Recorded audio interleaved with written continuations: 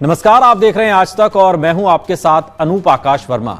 UP के political किस्सों में आज का किस्सा उत्तर प्रदेश के सबसे बुजुर्ग मुख्यमंत्री का, जो सियासी गलियारों में अपने भुलक्कड़पन के लिए मशहूर थे। किस्सा उन दिनों का है जब 20वीं सदी खत्म हो रही थी और यूपी बीजेपी में हर बड़ा नेता दूसरे नेता की आंख की किरकिरी बना हुआ था। तब बीजेपी में राजनीतिक तौर पर लगभग हाशिए पर खड़े राम प्रकाश गुप्ता यूपी के सियासी कैनवास पर सबसे बड़ा आकार लेकर उभरे थे।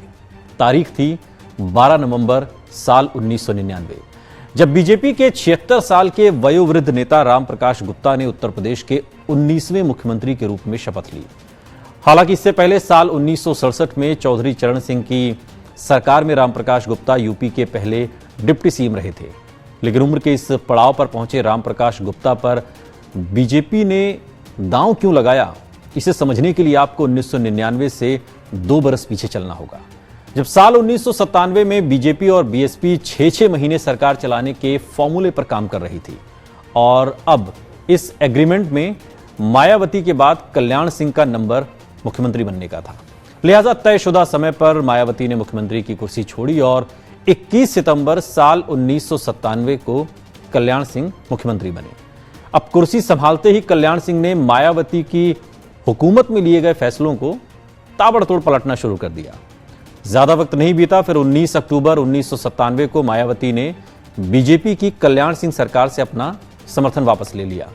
लेकिन कल्याण सिंह चूंकि राजनीति के पुराने धुरंधर निकले, बीएसपी, कांग्रेस, जेडीयू जैसी पार्टियों को तोड़कर उन्होंने किसी तरीके से अपनी सरकार बचा ली। जो भी दूसरे दल से टूटकर आए वो सब मंत्री बन गए। तब अब तक के इतिहास में सबसे ज्यादा 98 मंत्री यूपी कैबिनेट का हिस्सा थे और यह अपने आप में एक इतिहास है। लेकिन साल 1999 आते आते कल्याण सिंह अपनी ही पार्टी के शीर्ष नेतृत्व को चुभने लगे थे। दिल्ली में बैठे केंद्रीय नेतृत्व ने तय कर लिया कि कल्याण सिंह को हटाना है, मगर सवाल वही कि हटा तो दें मगर बैठाएं किसे। मुख्यमंत्री की रेस में तब कई चेहरे उत्तर प्रदेश बीजेपी में दौड़ लगा रहे थे। राजनाथ सिंह, केशरीनाथ त्रिपाठी, कलराज मिश्र, लालजी टंडन और विनय कटियार भी। लेकिन ये सभी नेता एक दूसरे को इतने नापसंद करते थे कि कोई किसी को भी मुख्यमंत्री बनता देख अंदर खाने तो तैयार नहीं था। उधर दिल्ली में बैठी अटल आडवाणी की जोड़ी को मालूम था कि इनमें से कोई मुख्यमंत्री बना तो बाकी सारे मिलकर उसकी सरकार की जड़ों में मट्ठा डाल देंगे।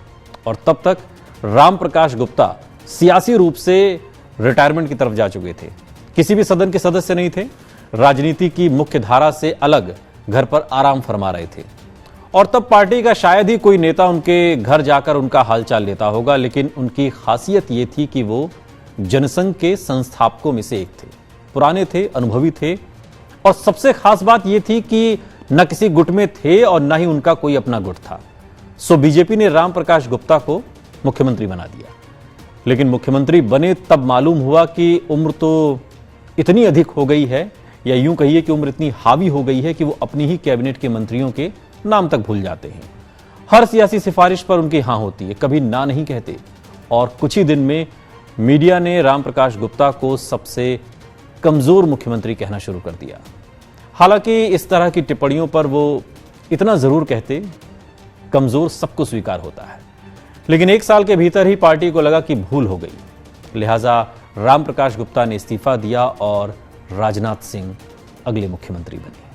यह किस्सा आपको कैसा लगा कमेंट सेक्शन में हमें जरूर बताइएगा। साथ ही देश और दुनिया की तमाम बड़ी खबरों के लिए देखते रहिए आज तक।